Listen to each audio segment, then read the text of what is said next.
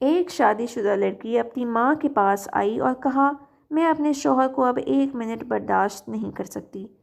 روز روز کے جھگڑوں سے میں تنگ آ گئی ہوں۔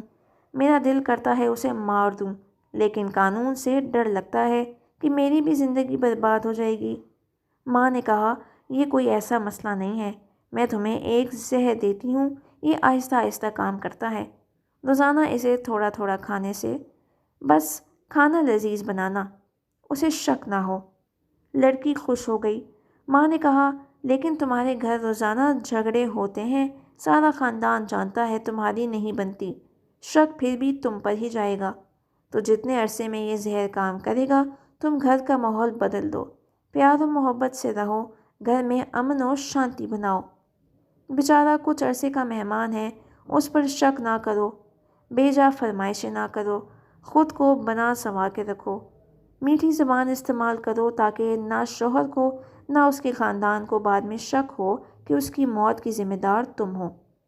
لڑکی نے کہا، ہاں، کچھ عرصے کے لیے میں یہ کر لوں گی۔ وہ زہر کی پڑیا لے گئی۔ مہینے بعد وہ آئی اور ماں سے کہا، اس زہر کا کوئی توڑ ہے؟ ماں نے کہا، کیوں؟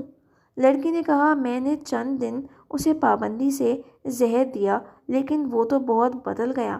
میرا اتنا خیال رکھتا ہے، مجھے اتنی محبت اس نے دی ہے کہ میں شرمندہ ہو گئی ہوں۔ یہ میں کیا کرنے جا رہی ہوں؟ ماں، میں اسے چند دن زہر دے چکی ہوں، اب کیا ہوگا؟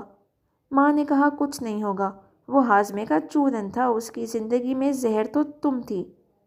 کسی رشتے میں یہ زہر میاں ہوگا، کسی رشتے میں بیوی، لیکن خاندان میں بڑے بزرگ بہرحال ہاضمے کے وہ چورن ہوتے ہیں جو رشتے کی اس ہانڈی کو ذائقے اور جینے کا سلیقہ دیتے ہیں۔